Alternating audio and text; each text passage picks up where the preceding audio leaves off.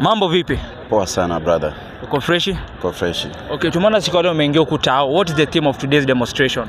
Okay, demonstration ya leo sisi tulikuwa tu tuna urge our fellow youth, Last year during the maandamano process kuna wenzetu waliuawa, unaona. So we are here at least tu tuwakumbuke, tujue wenyewe walikuwa na sisi na pia hao wa film wako tuko together, unaona. Yes. But sasa government wame come up na strategy, this is the live bullet. Sasa live bullet na mtu mwenye ako na surely bendera ya Kenya, What does that mean? Ama wanataka kutuonyesha nini, We are the one wenye tunalipa wa government. We are the one wenye tunalipa hizi live bullet zenye wanatuletea. Hii ni pesa yetu. So tunatoa pesa yetu then ikuja tena itu hand. Okay. Ianze kutuua surely. Yes. So mimi ile kitu nilikuwa naomba our fellow youth, our fellow Kenyans, our fellow brothers, please.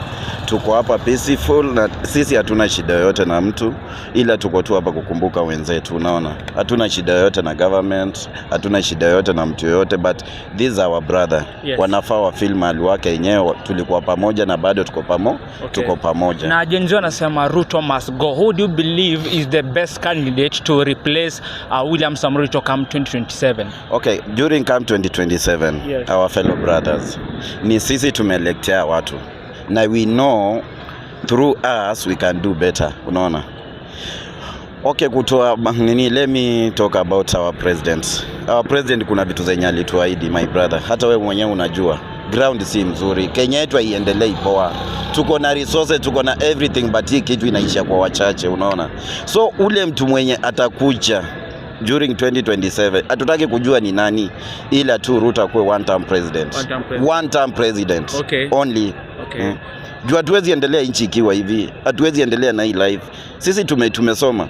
Shule tumeenda, but wanatuambia tuende shule tutapata job. When we come outside tunatama. Tukienda kwa ofisi ni hao wamejaza our community. Sasa tutafanya. Okay.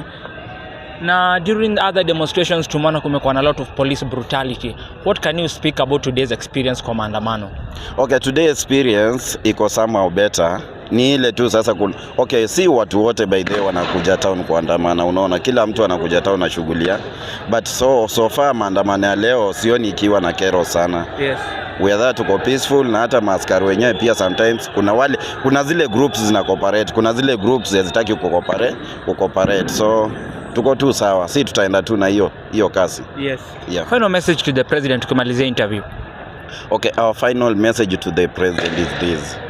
Sisi hatuna shida na wewe. Tulikuchagua na tunajua for now hatuwezi kutoa. But coming 2027, our fellow president, please, tuko na wewe. Either ni ballot ikuchague ama ballot ikukatae. Okay. Hivyo tu. And do you believe that Albert atapata justice tu ya kuoa? Okay, justice ya Albert ndio hata imefanya sahi tuko. And our fellow young brothers, unaona. Ile kitu tunataka kama Albert hatapata justice, sisi bado tuko hapa na tuko hapa mpaka justice ya Albert ipatikane. Yes. So maandamano itakuwa lini? Because kuna watu wanaochi nyumbani wanajiuliza how are the demonstration going to happen, because kuna watu wamefunga kazi na brother, let us to be honest. Hizi kazi zenye wanasema wamefunga, we know we are business people, unaona. Tunajua kenye kinaendelea kwa biashara sasa hizi, hadi hatujui. Wanatuambia ni biashara